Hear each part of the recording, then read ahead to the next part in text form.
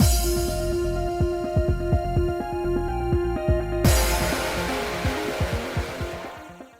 guys, it's Faces Sins, and we are back with more Paradigm Paradox. Continuing Ayamu's route. Can you simmer down, bird? Anyway, hopefully you can't hear my washing machine going. I warn you every time it's on, you can never hear it, but I just feel like I have to. One of these days, if I don't say anything, you're gonna be like, what the hell is that noise in the background? And it'll be the day that my washing machine's like being ridiculously loud for some reason. But anyway. One night, the commander summoned us to the command center and gave an unusual order. So there are not any vectors? Nope, this order's coming from the higher-ups. They want you to go outside Theta and investigate since we've had more vector activity recently. They're sure full of themselves. Wow. Every time I've tried to read that sentence, my brain won't brain. They're sure full of themselves, aren't they? They didn't believe Sena's foresight and let the vectors attack, and now this? Seriously, I wish they would have been more proactive back then. The commander looked dispirited when we started complaining. It makes me feel terribly guilty to hear you say that. However, what happened did cause them to change their way of doing things. I know. We all need to learn from that experience. I assume we agreed on that. Of course, we won't let any more innocent people get hurt. That's why we're doing this investigation, right? When I asked about the purpose for the investigation, the commander was visibly relieved. Correct. You should take down any vectors you encounter, but we still don't know a lot about the vectors outside Theta. I imagine the ones that don't try to come into the colony should be more vicious, so you should exercise caution and not push yourselves too hard. Understood. But the area outside Theta is enormous. Where exactly are we investigating? I have no idea why Cowardy was trying to come through in Haruka's voice, and I have no idea what was happening. Because my brain is we are doing Haruka's voice, and my body was like, no. That's really fucking weird, guys. Upon hearing Haruka's question, the commander showed us a map of Theta and pointed to one specific area. And they only want you to check around the perimeter, to be exact, just up to this point. The perimeter itself is quite a large area. I doubt we can finish in a single night. And the order's just to get as far as you can. For now, we'll split into 2 groups like last time. I've noticed your teamwork's getting better, so let's keep the same teams as before. I wasn't the only one who reacted to that particular statement. Better? Have you been paying attention? Haruka and I expressed our doubts at what the commander said. But then I remembered Ayamu's expression at the end of our conversation and thought this would be a good opportunity for us to work together. All right, Haruka, let's go. Huh? Oh, wait a minute. We're off. I grabbed Haruka's hand despite her confusion and took her outside.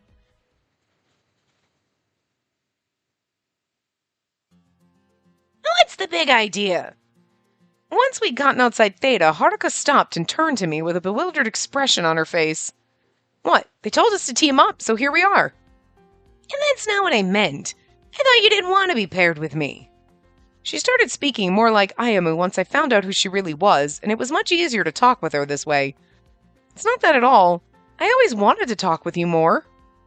Which is odd considering how verbally abusive this man is, but sure. We're trying to romance him without her knowing, so okay, it makes sense, I guess.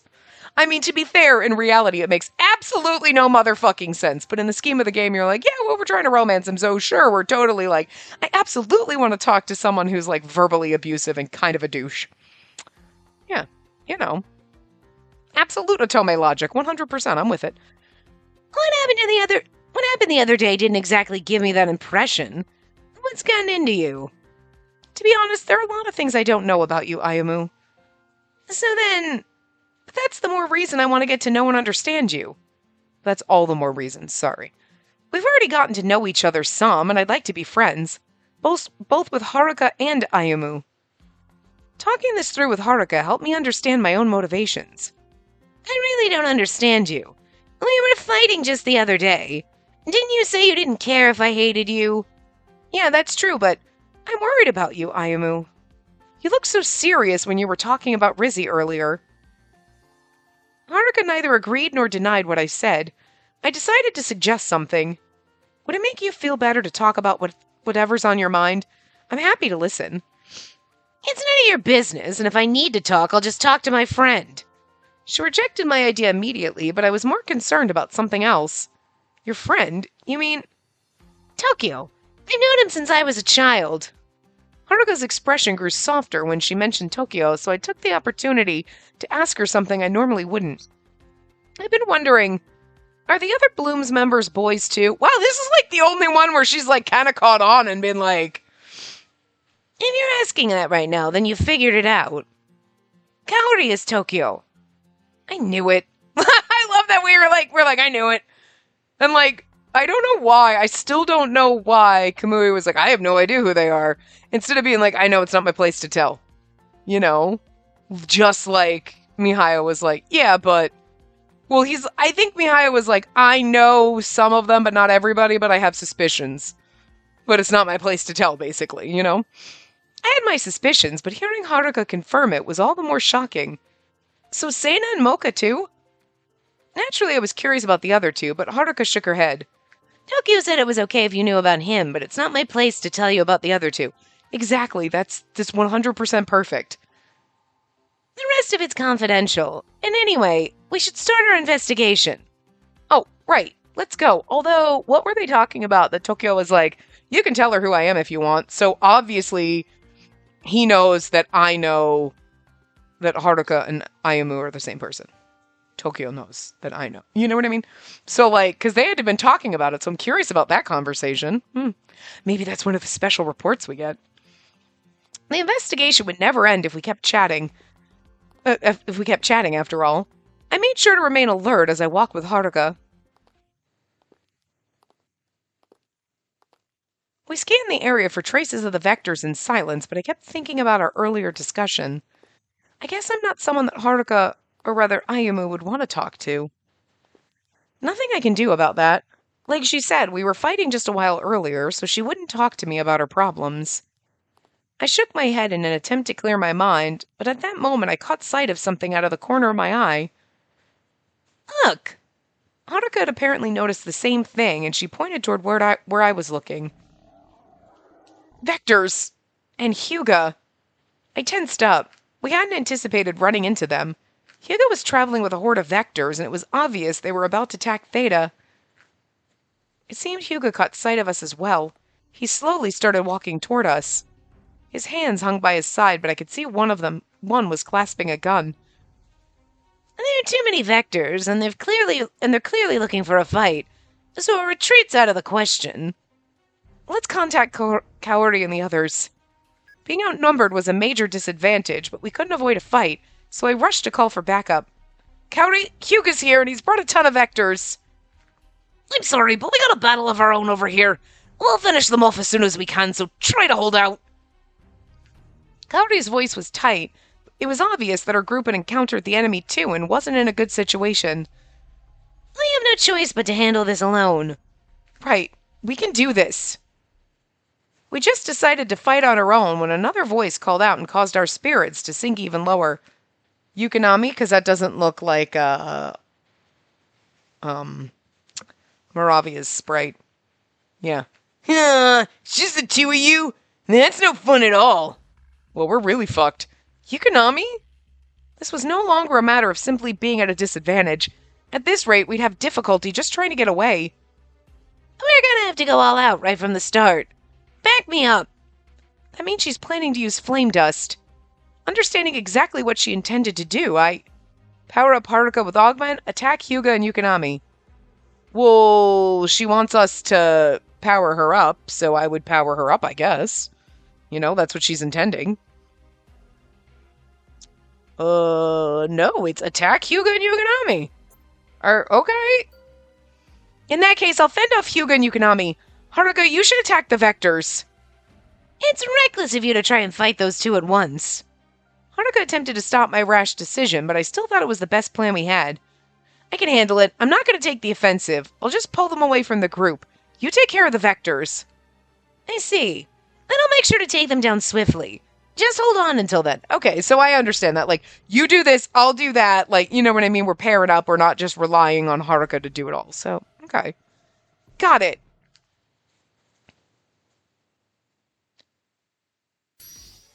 We put our plan into action, but the situation still wasn't looking good. Heh, where are you even aiming? Gah! You better stay focused or it'll be bad news for you. Oh look, I'm over here now. I tried to draw Hyuga and Yukonami's attention so Haruka could find an opening and attack, but Yukonami was too fast and I lost sight of him. Hyuga went after me while Yukonami chased after Haruka. We got caught in this cycle again and again. Even though the number of vectors is dwindling, it's a battle of attrition at this rate. We were interrupted every time we tried to make a wide-range attack, so that forced us to focus on defense. The battle dragged on like this. We'd get worn down for sure if things continued as they were. It's like this fight won't end. I need to use a bit more of my power. Haruka gasped for breath as she evaded one of Yukonami's attacks and moved to stand next to me again. What are you trying to do? I'm going to incinerate this whole area. I'll make sure I hit every last one of them. All of them? The enemy had been wary of Haruka's flame dust, so they'd spread themselves out to avoid all of them getting hit at once. If the goal was to strike every vector, then Haruka would have to unleash an attack with an especially wide radius. But you've never targeted such a large area before. Are you sure you can do it? I don't have a choice. Haruka drew in a deep breath and tried to focus, but I could see that her legs were shaking. She's used too much of her power. I have to do something, Augment. Let's run, don't push yourself, leave it to me. Okay, I feel like it's let's run then, because, like, instead of don't push yourself, because Augment's not an option. Oh, okay. Oopsie.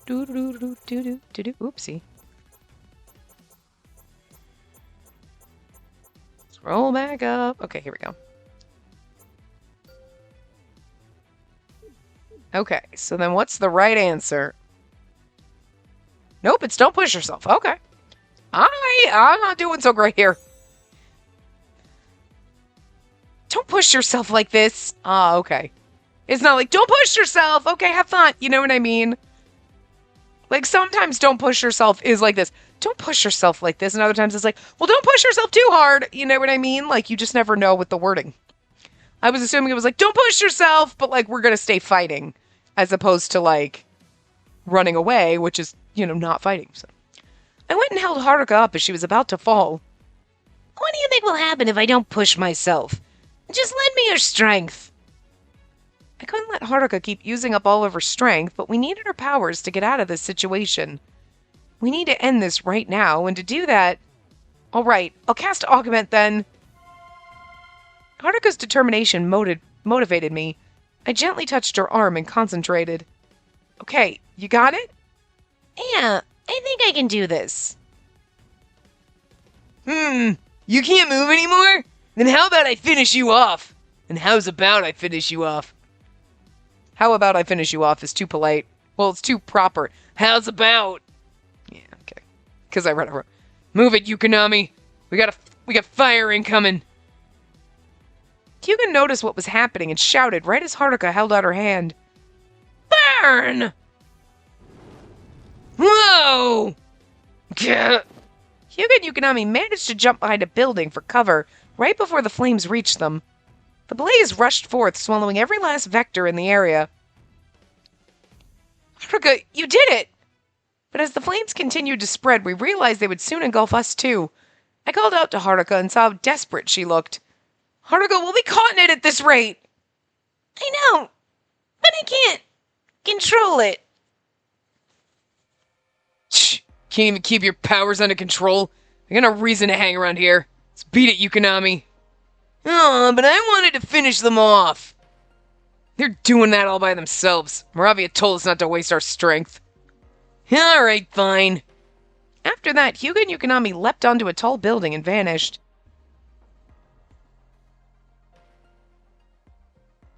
I was loath to admit it, but Hyuga was right.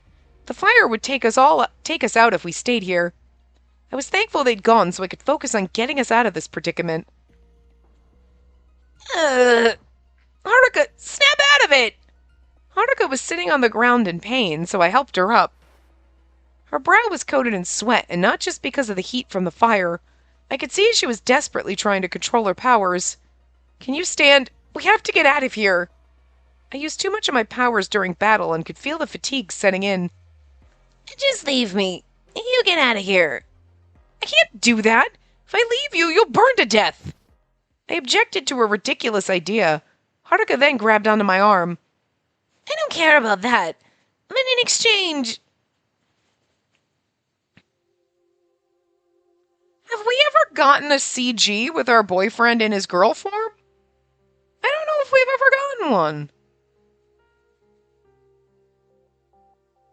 I mean, we got Hyuga in his monster form and whatnot, but, like, now I'm trying to think, like, because now my brain can't remember going back to, Mocha and Sena. Did we get CGs with Mocha and Sena?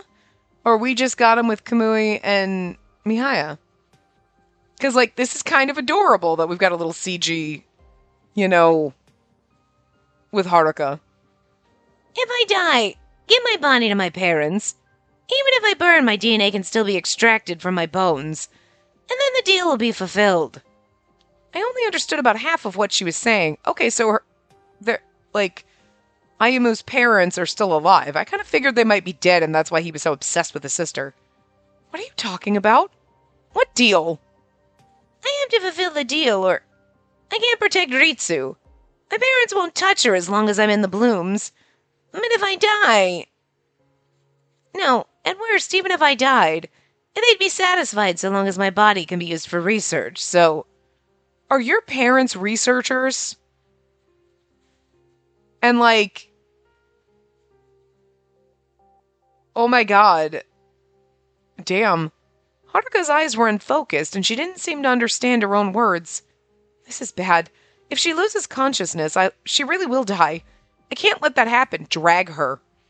I could find out what Haruka was talking about after we got out of here alive. I could feel that I was on the brink of passing out, so I slapped Haruka's cheek. I was just wondering if we slapped her without the screen shook. Like, don't say that! We have to get out of here! But even if I die... Haruka, you dolt! Don't say you're gonna die like it's nothing! Haruka still looked reluctant, so I slapped her cheek a little harder. Maybe Haruka likes it when you slap her. Ayumu certainly likes getting really rough with us, so... The pain must have snapped her out of it. Seeing the life return to her eyes, I gathered up what was left of my strength. I'm gonna help you, so get up! Haruka leaned on me as we stood up, and I used the last bit of my psychokinesis to jump as high as I could. If we can just go a little bit further... We landed on the top of a tall building and moved far enough away from the flames before heading back down to the ground. Luckily, we weren't that far from the entrance to the colony, so we managed to make it back.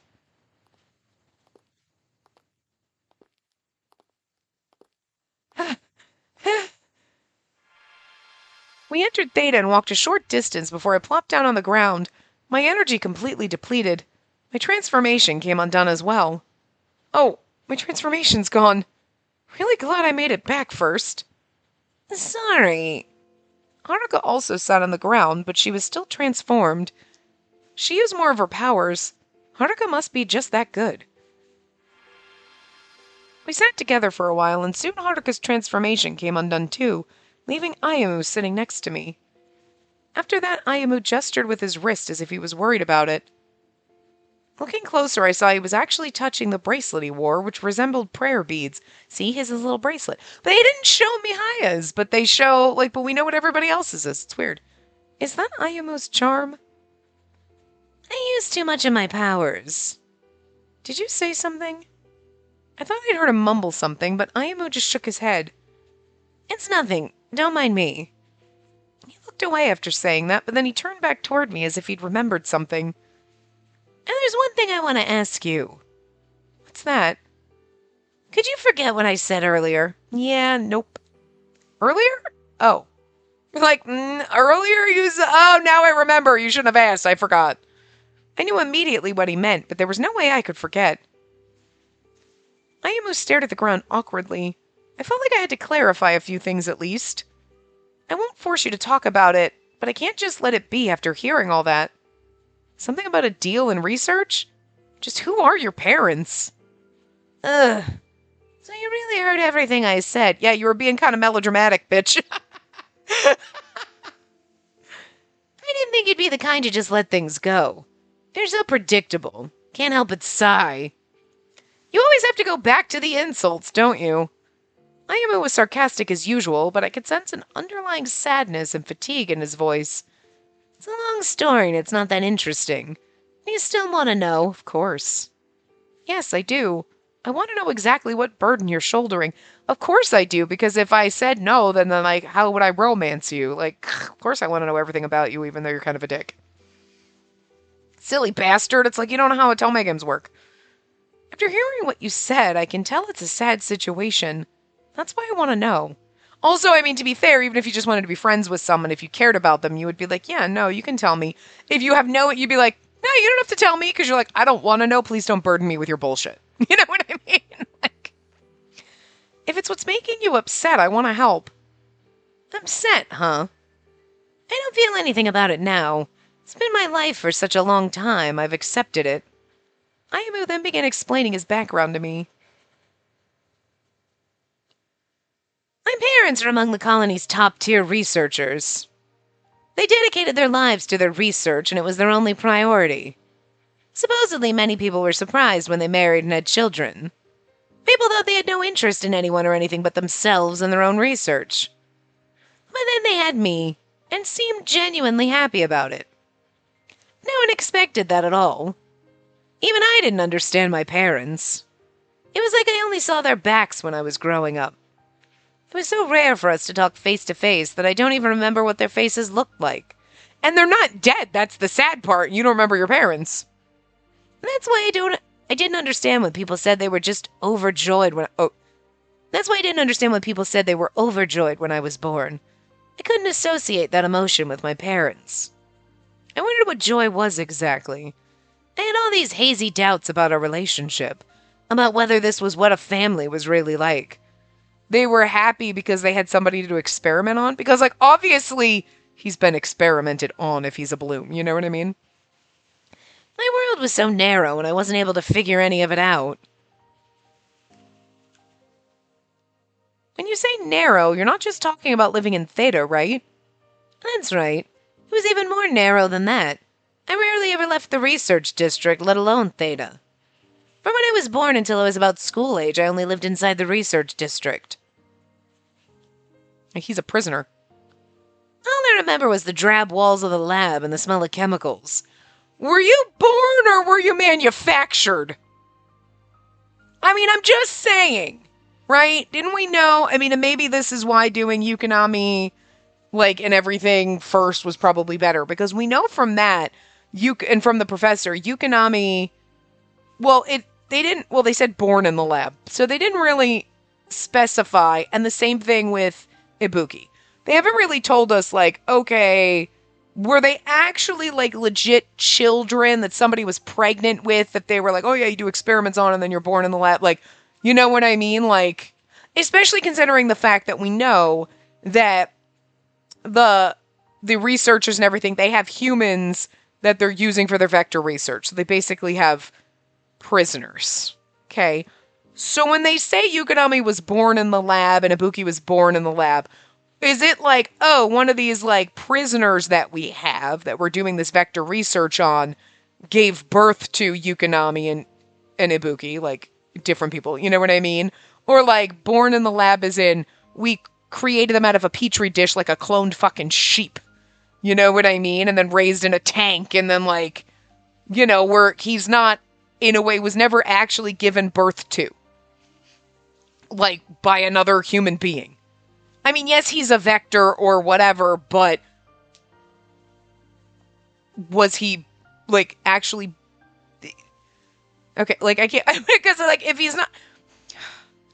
Vectors are human beings at the fundamental level. They used to be. And we know that the vectors came from human beings that were experimented on. But, like, so was he, like, birthed from this human vector hybrid thing? Or was he just literally, like, petri dished in a lab and then, like, okay, then we have him in a tank and then he's, like, where he's a completely genetically modified being and not actually, like, naturally born. Although, I mean, I suppose that you could... Whatever, but you know what I'm saying.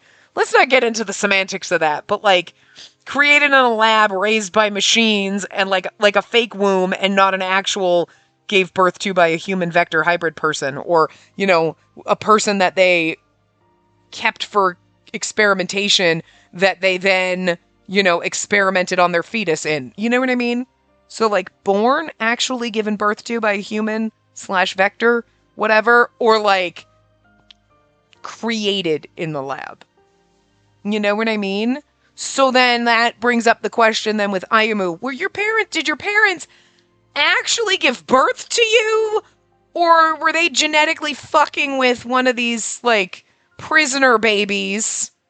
Or did they actually create you and you're... Because, like, you know, I mean, we've already kind of made the leap that we are probably all part vector, too. That's why we have these abilities. We are not humans with superpowers. There's humans, and then there's, like, humans with some vector in them that have superpowers, like us. And then there's, like, the human vector weird hybrid cross kind of thing, like Yukonami and Hyuga. And then there's humans that have turned into vectors, like the actual beast animals that run around outside and have no concept that they were human, but maybe somewhere deep down inside. You know what I mean? But there's, like, stages kind of in here, and, like, we are not humans with superpowers. We are some bit of vector. Maybe it's only, like, 5%, but we got some kind of experimentation going on in our blood. So, like, and if we're taking the story of somebody, probably the professor / Uncle Yashima, right, was the one, again, that's just my assumption and the theory I'm going with, but we know that there were two people who had magical powers, quote unquote, whatever, that were in love and someone helped them escape. And I still think that was pertinent because we've never explained that anywhere else. It was kind of a throwaway thing, but everything that they just kind of throw out does kind of tie back. So even though it's a short, quick kind of game, they're very good at, like, we threw this in there and it comes back around. It actually has pertinence somewhere. You know what I mean? So I still think that was our parents and Uncle Yashima. If he's not the professor, I'm assuming it's the professor now more than it was the commander. But at the time we didn't know the professor existed. But, so if the professor helped our parents escape, that's why he's keeping an eye on us, you know, whatever. And we have magical abilities because we were born from two people who were partial vectors in a way. So these people that they're experimenting on, when they get the experiment gets fucked up or whatever, and shit, they turn into monsters. Okay, well, we just throw them outside because now they're monsters, whatever. Because I'm assuming we already knew from Hyuga, he's basically told us that they're trying to make it so humans can live in the environment. We knew that before he told us. It was kind of obvious, and because vectors can live outside and, like, whatever. So, you know, and who knows if they were trying to do that, they created the monsters and then they found another way to create superhero kind of people like us in order to fight the vectors who were attacking because, hey, we started out trying to genetically modify humans so that we could go outside and breathe the environment. If we can't get the environment adapted back to what it used to be, we'll adapt ourselves because that's a lot easier. Fair enough. And now we got just a whole herd of people downstairs that we keep in the prison to experiment on. Because, like, whatevs? No morality here. Kind of fucked up and inhumane, but sure. And then you create monsters and you're, like, chucking them out. And all of a sudden the monsters become a problem. And then you're like, ooh, we got to find a way to fix that problem. And the way of doing that is somehow you created superheroes like the Blooms. But that's not exactly, it's kind of what you wanted. Hey, there are people, they have abilities, and they can breathe outside, but only for a short period of time, and only with these crystals or whatever and whatnot. And I'm gonna bet that our charms have something to do with when you punch a vector and you get those crystals from them, remember? I think they said that in the common realm, like, oh, they give those to the researchers. That's probably how they're making our charms, to be fair. You know what I mean? So what they're trying to do is basically create Yukonami and Hyuga, but maybe not as psychotic. They want people who can just go out without having to transform or do anything, but, like, they haven't quite gotten there and whatever. Anyway, it's not the point. The point being, long-winded, 3-hour-long spiel trying to analyze this is like, is Ayumu are you sure his parents gave birth to you? like actual normal human beings procreating, or did they like genetically create you in a lab? Or were they like, oh yeah, we could do, you know what I mean? Like, are you actually their biological son? Did they kidnap you from one of the prisoners in the lab? Did your mother actually get pregnant? I mean, they certainly experimented on you, which is kind of fucked up. But then this, I was living in the lab. You lived in the lab. That seems a little bit too much to what Yukonami and Ibuki dealt with. You know what I mean? So I'm curious. Curious about that. So, you know, especially because your parents, everyone's like, they were so overjoyed. And he's like, that didn't seem right. And it's like, they would be overjoyed because they finally had an experiment work. It's not because they were overjoyed because they had a baby. They were overjoyed at their experiment. You know? That makes it seem really sinister. So I'm very curious. But anyway. I remember the drab walls of the lab and the smell of chemicals. And then I realized Tokyo was always with me. I didn't want to talk to him at all in the beginning. His parents were also researchers, so I assumed that's why he was there. And that's all I thought of him at first. Again, are his parents researchers for realsies, or was he also an experiment? I feel like they shouldn't have the exact same story for both of them. Like, maybe if Ayumu is like actually just an experiment, Tokyo should have actually been born to his parents and then just, you know, experimented on. You know, this way there are stories slightly different. Instead of, oh, we were both just experiments on prisoners. Like, you know, like, I don't know. And I soon found out that he also possessed psychokinesis, and we were placed in training together.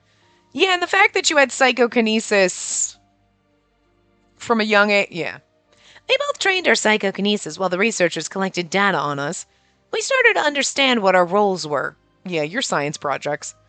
Just like how the researchers had their jobs, our job was to simply be here. It's not that I hated it. I was proud there was something only we could do. But when I was with Tokyo, I noticed something else. Sometimes Tokyo's parents would come and visit him. They would ask him how he was and worry about his health. They'd even pat his head occasionally. Sounds like his parents actually gave birth to him and love him. In contrast, my parents rarely showed up. When they did, they just stayed behind the glass and talked with the researchers taking my data. Because how is our science experiment doing? Think of it, if you're a researcher and, you know, you are giving a sample to somebody else and you're going to check on the little, so how's my little petri dish doing? You're not going to, hey, little petri dish, what'd you do? You know what I mean? Maybe you would. And if you were dealing with animals, you probably would be kind to them, even though you're researching on them, you know.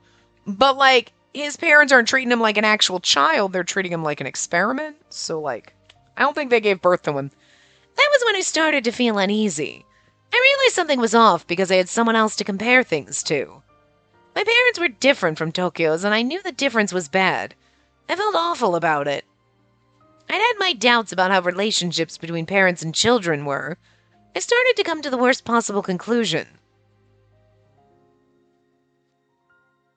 So you were with Tokyo the whole time. Were both of you born with your powers? And that's right, and this is related to that. The conclusion you mentioned. Yes, I figured it out when Ritsu was born. Rizzy? Okay, so I found out about this later, but they pretty much finished gathering the initial data on Tokyo and me by my 4th birthday. We'd entered the phase where any growth in our psychokinesis would be up to our own efforts. But since I was so young, I had no idea this had to do with Ritsu's birth. One day a researcher told me my parents were going to have another child. Okay, but now I'm curious. I'm curious because he would notice if his mother was pregnant. I didn't think much of it when I heard about it. Tokyo didn't have any siblings, so I tried to find out what it would mean to have a sister and imagine what it would be like. After learning a little bit, I assumed she'd be smaller and weaker than me. Uh-huh. But Tokyo and I were excited at the thought of another kid joining us. What we couldn't do with just the 2 of us might be possible with a 3rd. We talked a lot about how we could welcome her. Ayumu smiled as he reminisced. I can imagine little Ayumu and Tokyo eagerly awaiting Rizzy's birth, and it made me smile too. Sounds like you and Tokyo were pretty adorable. I wish I could have known you then. I thought he'd get angry when I said that, but Ayumu just nodded. It's true I was more curious then and sought out friendships. Not having my parents around made me want friends all the more. That's exactly why I couldn't wait for Ritsu to join us. I think I was happiest back then. I was unaware and just looked at our training as some kind of game. Ayumu's smile didn't waver as he spoke, but for some reason I sensed a hint of sadness behind his expression. So what ruined that happiness? I learned the reality. My happiness was only due to ignorance. It was all an illusion. After a while, they told me Ritsu had been born. But the thing is like, he's like, I realized my mother was never pregnant. I mean, you're 4, so a 4-year-old might not know, especially because you've been locked in a lab your whole life. But, like, at some point later on in your life, like now, you would be able to realize. The researchers took me to my parents. It was the first time I'd seen them in a while. Despite that, their backs were to me yet again. I couldn't see their faces. But I was focused on the tiny being in front of me, so I didn't care about them. Ritsu still couldn't open her eyes, but when I reached out to her, I saw her little fingers move. My sister was far weaker than what I'd imagined from the info I'd gathered. She was different from Tokyo and me, and even though we were both children, I was enthralled seeing a baby for the first time. I was mesmerized, but then I felt someone grab my arm. I looked up and saw my father. I still haven't forgotten it. Record the data. That's what he said to my mother. And my mother said, we have to see who has the higher affinity. They didn't even look at Ritsu or me. They only looked at each other as they ordered the researchers who brought me to prepare the equipment. That's interesting. So, like, it's possible that they actually, like, gave birth to their children, actually procreated like normal human beings, but they experimented on their children in the womb, maybe? Because, like, how were they both born with powers if their parents didn't have? Because it seems like, you know, I'm curious about that, but maybe they experimented on themselves. Who knows? What data? In other words, Ritsu was just another research subject to my parents. I'd expected him to say something like that, given what he told me, but hearing him say those words was still shocking. And, like, so this to me is, like, leaning more like he's definitely very overprotective of his sister because of that, because of what he went through, and being all excited for his sister and we'll have another kid, and then seeing the way his parents treated her, and it just kind of snapped his little kid brain. Like, is that really true? They'd manipulated my genes before I was born, so I would have special powers. Ah, see, okay, he's an experiment, absolutely. I was the subject of my parents' research. They wanted to give birth to special humans and record how we grew up. Okay, so that he's not he was still born in the lab, but it wasn't like, oh, we had a prisoner baby that we stole. It was, they actually, like, purposely were like, we should get pregnant and then, yeah! And then we'll inject it in the womb! And, like, wow. Dedication. I mean, that's fucked up shit, but you gotta admit, it's dedication to your job. To actually, and especially on his mother's part. Because, like, I'm just saying, I'm not saying there aren't, like, good dads out there and stuff. There's definitely plenty of men that are better dads than there are women. No.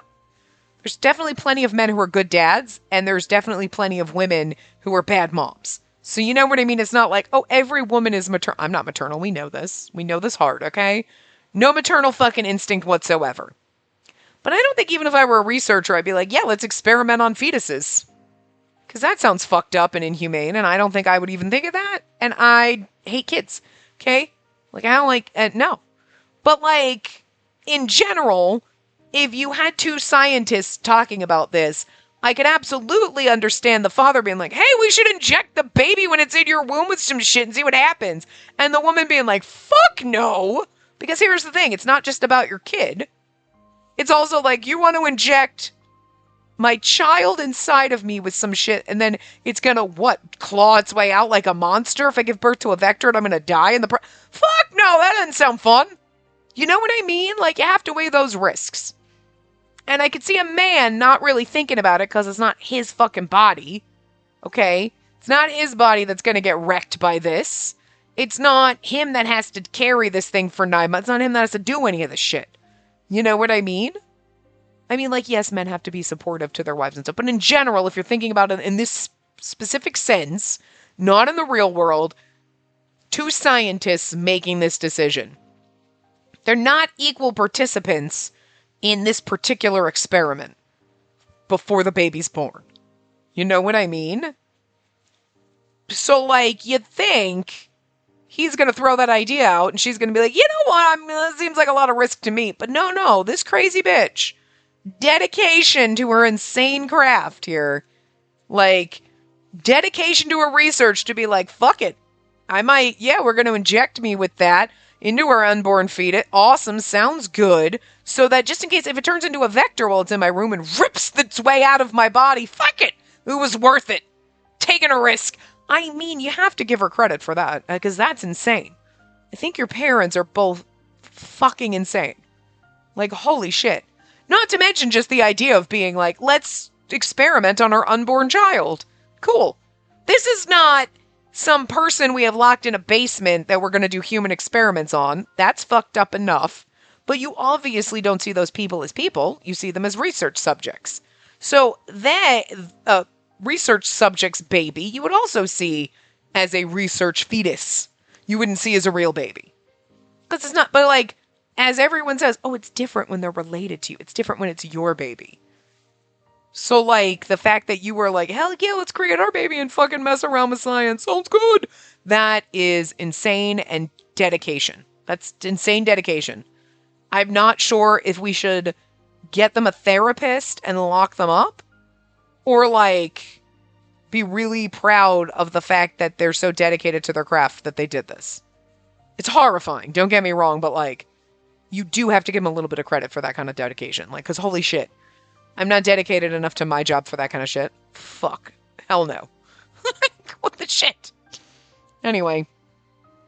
They probably thought it'd be easier to get what they wanted if their subjects were their own children. That's how Ritsu and I came to be. What do you mean they manipulated your genes? They basically gave you the powers you have now? It's more a side effect of the real goal, to be precise. But that isn't important right now, and it has nothing to do with you. It might, because I was born with these powers too, so sorta. I didn't think that was strictly true, given that I had similar powers, but there was something more important taking my attention. Why would a parent do that to their own children, right? They're technically my parents, but not really. We're the subjects, and they're the researchers. We weren't a family from the very start. That's the answer. I'd also say those two aren't even husband and wife. They're just colleagues with a common goal. That's why they don't feel any kind of love toward their own children.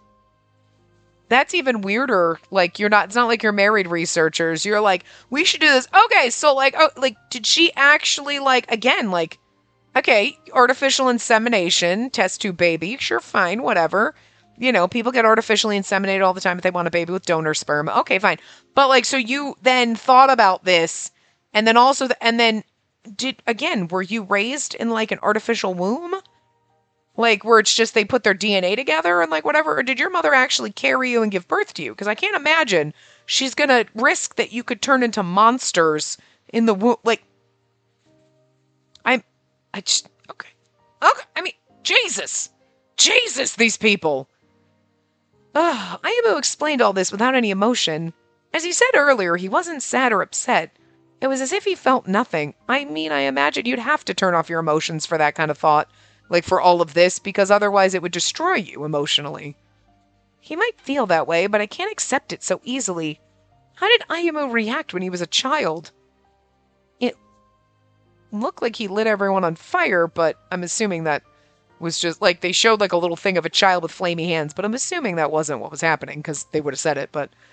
I might have been ignorant, but I wasn't stupid. Seeing how my parents acted, I knew right away what kind of situation Ritsu and I were in. Right away? Wasn't that painful? I already had my suspicions, so the biggest feeling I had at the time was that it all finally made sense. Yes, that was the conclusion I came to. But I didn't have time to grieve any sort of loss. Ritsu was right there. She was a blank slate. She was innocent, unknowing, untainted. She was pure. But what would happen if she found out about a relationship with our parents like I did? This inexplicable emotion grew inside of me. I probably saw her in the same position as myself, so I think I wanted to protect her innocence. That's why I struck a deal with my parents. A deal? That was what Haruka talked about when she was going in and out of consciousness. I didn't care what happened to me, but in exchange I told them to keep their hands off Ritsu. Of course they didn't take me seriously when I was 4. That's why I decided to take action. I got high scores on all the tests my parents gave me, and I put in the effort to improve my psychokinesis. As I kept that up, the way my parents looked at me started to change. So they ended up accepting your deal. They did. They said they'd agree as long as I continued to prove that I'm a superior research subject. I'm sure they also assumed I would exhibit even higher abilities for Ritsu's sake. It's like they're holding Rizzy hostage. That's exactly right. Then I don't mind. Once Ritsu came into this world, I finally saw the value in my existence. I had a reason to work hard. When that became clear to me, I felt incredibly fulfilled. Far more than when I was simply ignorant. I mean, it's slightly unhinged. Like, it seems unhinged coming from a brother figure. But, like, I could see this like a parent say this. I had a reason to work hard. Like, my life became fulfilled. I had a goal. I had a purpose. Like, sometimes people say these things when they have kids. You know what I mean? But you don't usually say that about your sibling. You know? So, I can understand why, like, so part of me wants to be like, this is a little kind of odd that you are saying this about your sister. You know, but at the same time, given the situation that they're in, I think his extreme reaction is kind of valid because the situation they were like, knowing that my parents are going to experiment on her, what I've been dealing with and not feeling loved or cared for. And he's going to make sure his sister doesn't feel that way. And he's going to try to protect her from that shit. And now the deal that he made and everything, it makes a lot of sense. So I don't think, so sometimes it's the things that he says about his sister or things that like, it's clear to me. I felt fulfilled. I need to protect her. She's the only thing I live and breathe for. And it's like, this is a little weird. About your sister. Your sister. You know what I mean? So I get the siscon kind of thing that like Atome Kitten pointed out. But also to that, I feel like in this case it's borderline unhinged, but I get why. So I'm also not 100% like, oh God, sir, no. I'm like, you're getting borderline creepy about your sister. But I can kind of understand why you got to this point, and I feel like maybe you're just trying to protect her, and then they're just writing it slightly more unhinged than it should be. Choice of words and emotions, like, okay. So I'm still not on the, oh God, no, don't train. You know what I mean? Which is kind of the vibe I was getting from those bullet points. You know, Atome Kitten's bullet points of siscom and no. Just about Aimu, just no. I don't know, because I don't want to read the little info about him. You know what I mean? Like we read for Yukonami and Hyuga, I don't want to read it until we're done here. When we're done here, we should also read, Kamui and Mihaya's too. But, you know what I mean? I don't get this.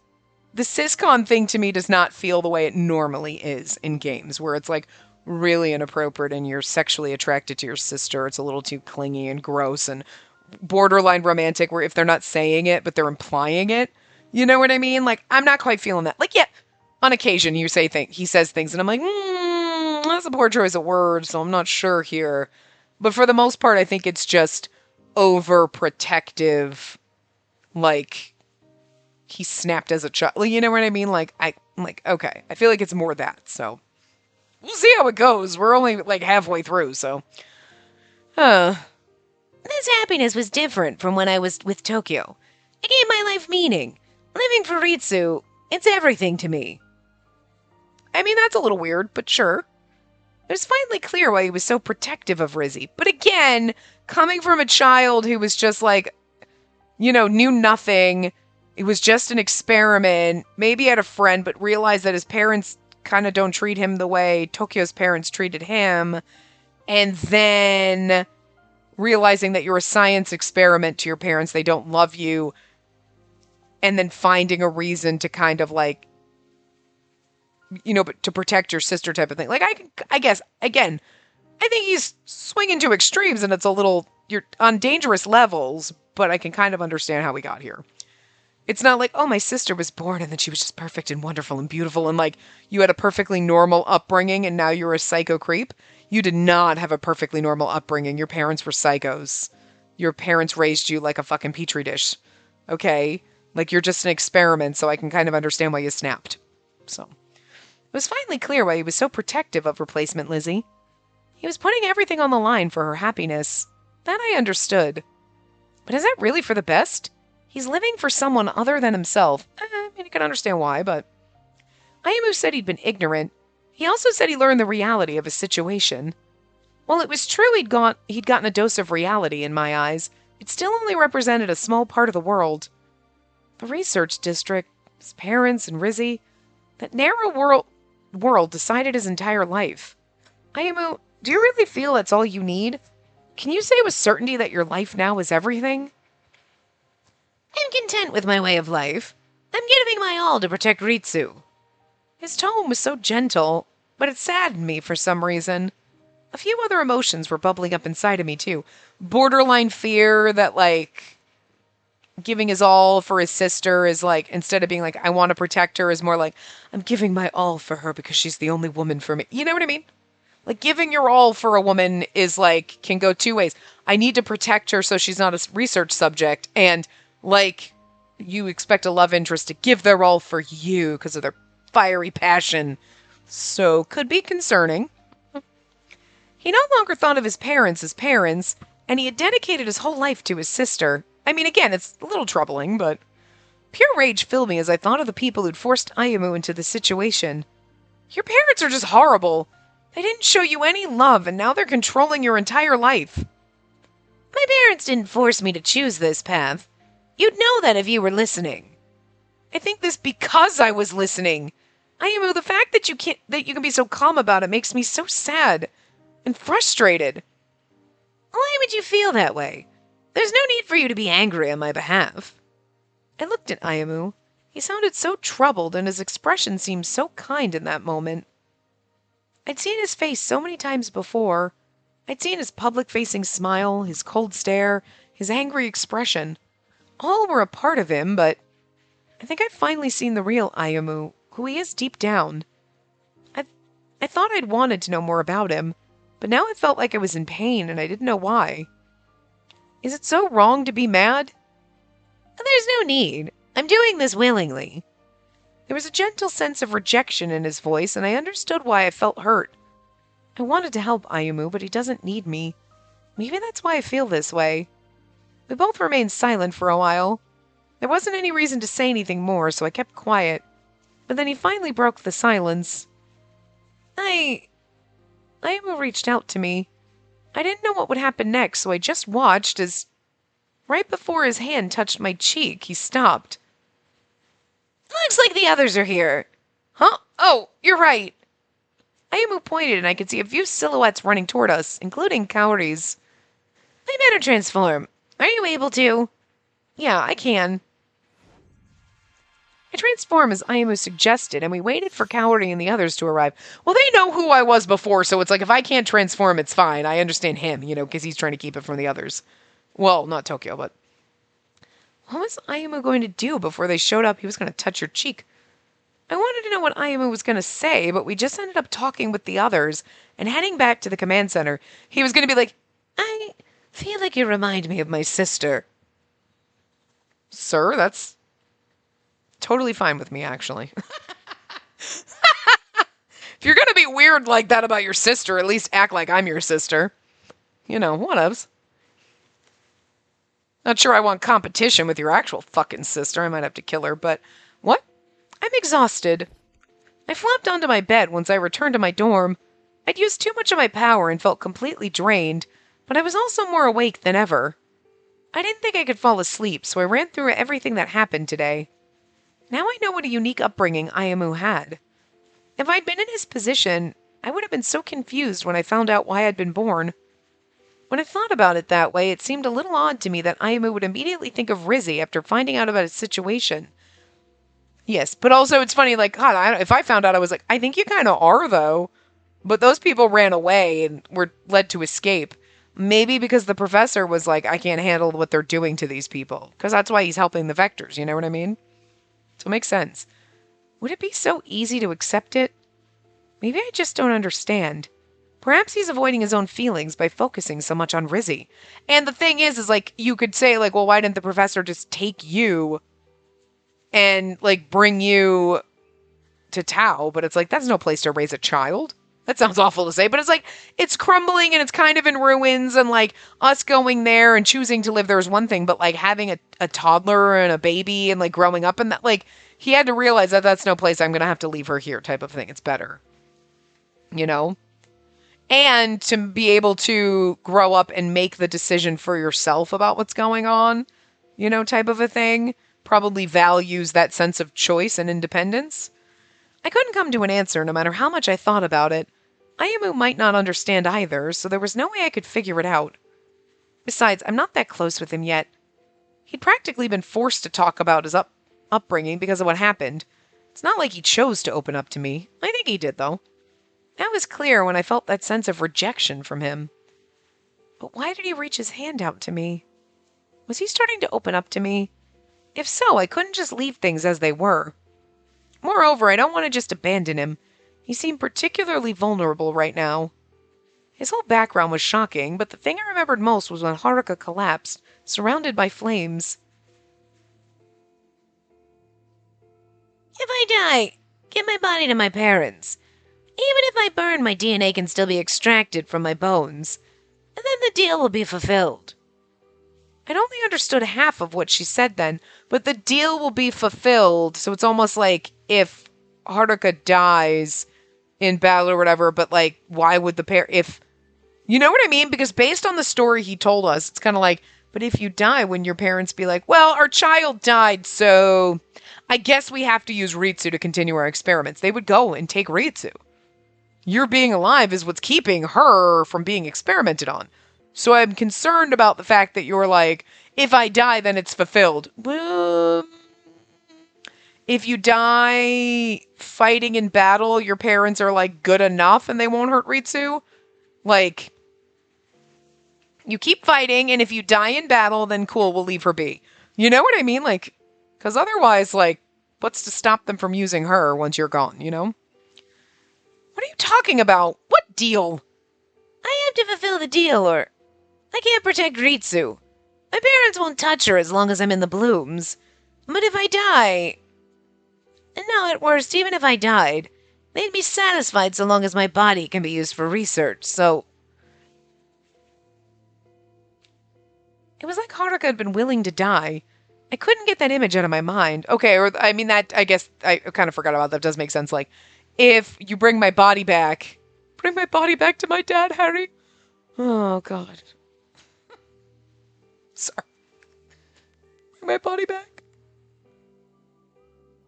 It's all I can think of right now. But, like, then they can still experiment on him, so they'd leave Ritsu alone. But again, once the experiment runs out on him, what's to stop them, you know? I don't know. Ayamu's parents viewed him as a research subject, but the person who thought of him that way the most was Ayamu himself. He'd been living this way since he was 4. Was it possible for him to change his thinking? Well, he's been living this way since he was born, but purposely since he was 4. Like, he's known since he was 4, but... Anyway, I'm going to wrap this part up here. I will see you guys next time. Remember to give the video a big thumbs up and subscribe to see more.